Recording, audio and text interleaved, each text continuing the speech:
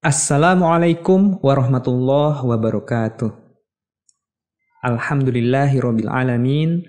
Assalatu wassalamu ala Rasulillah wa ala alihi wa sahbihi ajmain, amma ba'd.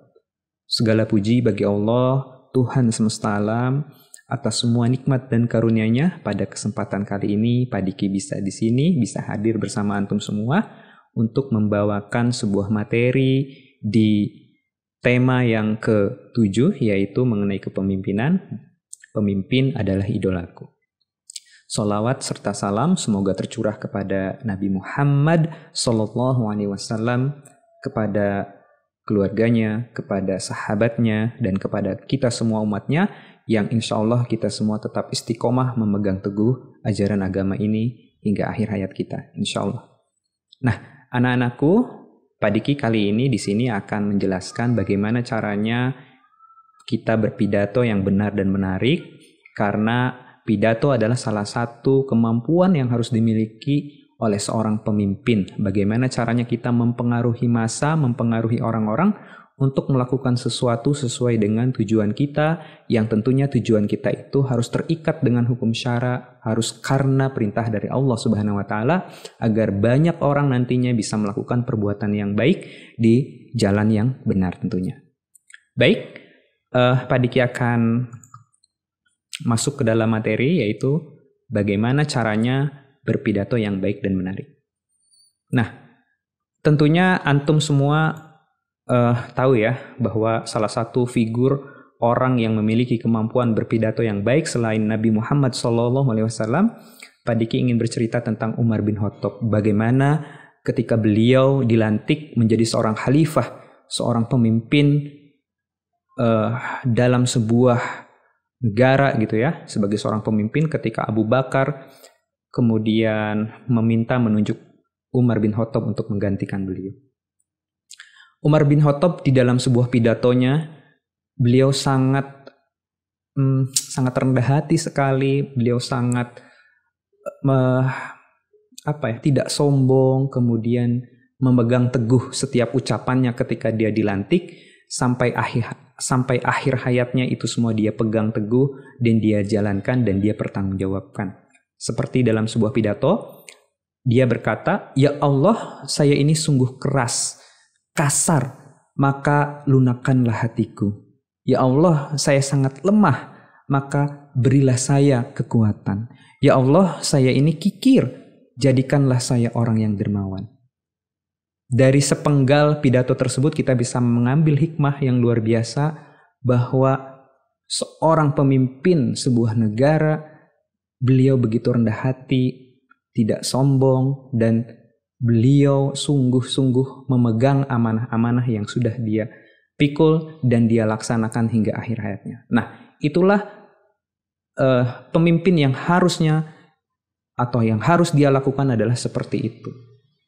Ya, jadi sebagai seorang pemimpin kita harus memegang teguh apa yang kita katakan dan menjalankan setiap amanah sesuai dengan apa yang sudah disepakati sebelum dia dilantik menjadi seorang pemimpin.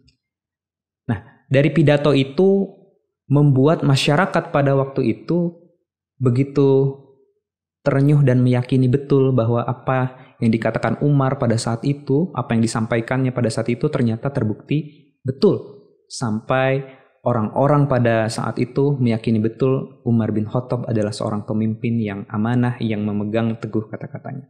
Nah, begitulah sebagai pemimpin seharusnya kita bersikap.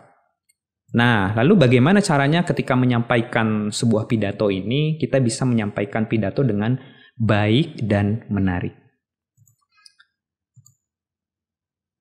Nah, yang pertama adalah kita harus memahami materi yang akan kita sampaikan.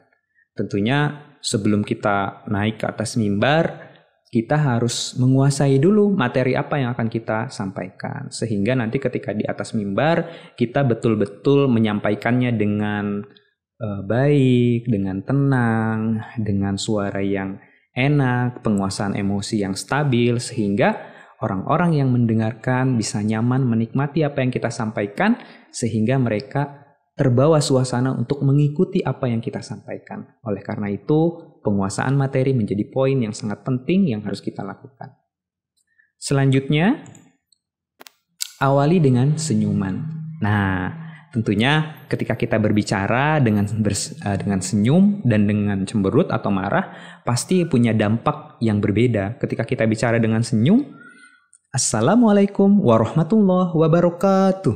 Nah, kalau salamnya dengan senyum, orang maka akan menerimanya dengan baik juga. Karena apa? Karena energi positif yang kita miliki ini ketika kita ucapkan maka akan sampai ke orang, maka orang menerimanya dengan positif, maka dia akan merespon dengan positif. Seandainya saja suasana hati kita sedang tidak baik, kemudian kita ekspresikan dengan perkataan yang baik tapi ekspresinya buruk, Assalamualaikum warahmatullahi wabarakatuh. Nah, pasti orang nangkepnya juga sesuatu hal yang negatif karena emosi kita itu negatif, maka sampainya pun negatif. Oleh karena itu, mengawali segala sesuatu dengan senyuman, berbicara dengan senyuman, maka orang akan suka mendengarnya, akan tertarik melihatnya, dan bahagia ketika mendengarkan kata-kata itu masuk ke dalam pendengaran, masuk ke dalam otak, masuk ke dalam pikirannya. Seperti itu. Selanjutnya, berwibawa. Nah, ini sesuatu yang harus dimiliki oleh setiap pemimpin, karena kalau misalkan pemimpin tidak berwibawa, tentunya pasti nanti orang-orang yang dipimpin tidak akan menaruh respect, nggak mau dengerin karena pemimpinnya tidak punya wibawa. Wibawa ini penting dan bisa diciptakan ketika antum tahu cara-caranya ya. Contohnya misalkan berwibawa ini bisa dilihat dari kalau dalam berpidato gestur tubuh yang bagus ya. Kalau misalkan kita membungkuk, kemudian suaranya kecil, Assalamualaikum, pasti orang menilainya tidak berwibawa. Contoh yang berwibawa itu kan biasanya badannya tegap ya. Kemudian suaranya lebih ke ngebas sedikit. Assalamualaikum. Ngebas sedikit. Kemudian dalam ya. Nah, itu harus dilatih dari mana? Dari perilaku kita sehari-hari. Bagaimana kita membuat kebiasaan kita itu elegan. Contohnya nih misalkan ya. Ketika kita dipanggil, kalau orang yang berwibawa misalkan dipanggil atau dia dipanggil ya ketika berpidato, Pak saya mau nanya, maka dia akan nengok dengan santai, tenang, dan cool. Ya, siapa? Itu berwibawa. Nah, kalau misalkan dia tidak berwibawa dari gesturnya misalkan, Pak saya mau tanya, oh ya, siapa yang mau nanya? Nah, dari cara seperti itu aja kita sudah tahu kan, mana yang bisa, oh ini orang berwibawa, oh ini orang kok kayak gitu ya, pecicilan dan lain sebagainya. Maka ketika di atas panggung, ketika kita sedang berpidato di forum yang resmi, tentunya kita harus bersikap berwibawa. Nah, kalau perempuan ya bersikap dengan elegan, yang tenang. Tenang ini dari mana? Dari suasana hati, dari suasana pikiran, maka akan menciptakan gestur tubuh, suara, kata-kata yang berwibawa. Dan ini tentunya perlu latihan. Selanjutnya, tenang. Nah, tenang ini adalah kondisi ketika kita menguasai materi, kita kemudian kalau misalkan setiap orang tampil pasti ada rasa gugupnya, itu wajar. Lalu bagaimana caranya kita mengatasi supaya pikiran nggak kemana-mana? Tentunya berdoa kepada Allah, kita berdoa semoga kita diberikan ketenangan, kemudian menguasai materi dengan baik, kemudian kalau kita gugup, kita kuasai diri kita, jangan sampai melakukan tindakan-tindakan yang aneh. Misalkan ketika kita di depan panggung, kemudian kita mau berpidato, garuk-garuk, kemudian geter gitu ya. Nah, itu biasanya karena kondisinya kita tidak tenang. Maka tarik nafas, kemudian keluarkan nafasnya, tarik nafas, keluarkan, kemudian kontrol diri kita, emosi kita. Insya Allah kita akan tenang, tampil juga akan menawan. Insya Allah. Kemudian menyapa audiens. Nah, ini poin yang cukup penting. Kenapa? Karena audiens itu butuh interaksi, butuh direspon. Kita itu ngomong, sedang berpidato sama orang, maka kita harus perhatikan orang. Kita tatap matanya. Kalau antum nggak berani tatap matanya, karena kalau kita tatap jadi gugup, antum bisa tatap di jidatnya di sini. Jadi kalau ngomong sama orang antum gugup, antum tatap keningnya. Nah, orang melihat antum tatap matanya, padahal menatap keningnya. Antum tatap audiens, kemudian antum sapa. Hai, assalamualaikum gitu. Supaya apa? Supaya ada interaksi dan supaya yang tadinya lagi ngobrol, yang tadinya lagi nggak fokus ngapain, punya aktivitas lain, ketika kita sapa, mereka pasti akan, oh kita diperhatikan, pasti mereka juga akan merespon dengan positif. Itu ya, jadi sapa. Kemudian berekspresi. Nah, ini butuh ekspresi yang ekspresif tentunya. Kalau ekspresinya yang lemas, yang negatif ya pasti nggak bagus. Jadi ekspresinya yang positif sehingga ketika kita sedang di atas panggung berpidato, ekspresinya bagus, punya gestur tubuh yang bagus. Nah, insya Allah act out yang oke, pasti audiens akan suka. Karena pidato forum resmi tentunya kalau ya bilang sesuatu harus sesuai dengan apa yang dikatakan. Ekspresinya harus sesuai dengan apa yang disampaikan. Perhatikan tanda baca. Nah, ini penting sekali untuk kita. Kenapa? Karena kalau misalkan kita berpidato, kita main selonong saja, tidak ada tanda baca, tidak ada titik koma, kita nggak ada jeda ya. Nah, itu pasti nanti pidatonya pasti orang sulit menangkap. Assalamualaikum warahmatullahi wabarakatuh, teman-teman yang saya sayangi, saya cintai. Nah, itu kan karena kita gugup, kita cepat ngomongnya, sehingga apa? Sehingga kita tidak tepat tanda bacanya, yang mana titik koma, yang mana tanda tanya, mana yang perintah, dan lain sebagainya. Sehingga tanda baca ini harus dikuasai, supaya apa yang kita sampaikan bisa jelas diterima oleh audiens. Oke? Baik, selanjutnya perhatikan durasi. Jadi kalau kita mau bicara, mau menyampaikan sesuatu, perhatikan durasi, jangan terlalu panjang karena audiens pasti jenuh. Minimal ada waktu 15 menit orang bisa fokus mendengarkan kita. Jadi buat suasana itu minimal ya di sekitar situ, jangan sampai kita ngomong terlalu banyak sehingga apa? Sehingga orang-orang yang tadinya fokus mendengarkan lama-lama akan jenuh karena apa? Energi untuk mendengarkan itu cukup banyak sehingga ketika kita berkata-kata di depan, nah, itu harus disesuaikan karena audiens juga butuh energi untuk menangkap informasi itu.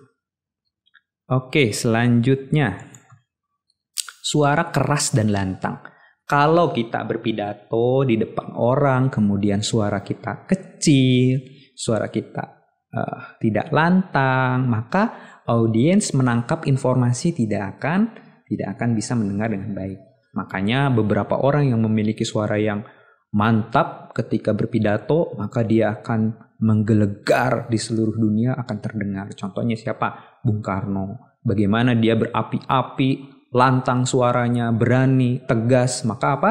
Orang yang mendengarnya akan terpengaruh karena emosi positif tadi dikatakan dengan positif, dengan cara-cara yang menarik dan variatif, sehingga orang mendengarnya dengan baik dan tertarik tentunya. Kalau suaranya kecil, ya antum tahu sendiri jawabannya kan, pasti tidak tertarik. Jadi lantang dan keras dalam arti proporsional itu sangat bagus. Menunjukkan karakter. Nah, setiap orang ketika di depan panggung itu kan memiliki karakter yang berbeda. Maka karakter ini lahir dari mana? Dari kebiasaan hidup kita sehari-hari. Sehingga kebiasaan hidup yang sehari-hari yang baik, disiplin, kemudian melakukan bi'ah sholihah yang baik, maka ketika itu dilakukan berulang-ulang menjadi kebiasaan yang positif, maka akan masuk ke dalam pribadi kita, ke dalam jiwa kita, sehingga ketika kita tampil akan terpancar karakter yang baik, memiliki attitude yang baik. Ya. Tapi kalau misalkan kita terbiasa berkata yang tidak baik, melakukan kebiasaan yang tidak baik, maka itu akan berpengaruh kepada kita, maka ketika kita berbicara, maka karakter yang tercipta tidak baik. Contohnya, misalkan kalau kita terbiasa disiplin, baik, ngomongnya baik, kegiatan semuanya sehari-hari baik, maka ketika di depan sikap kita baik ya, citranya baik ya, tidak ngupil misalkan, tidak gimana yang melakukan hal yang tidak baik.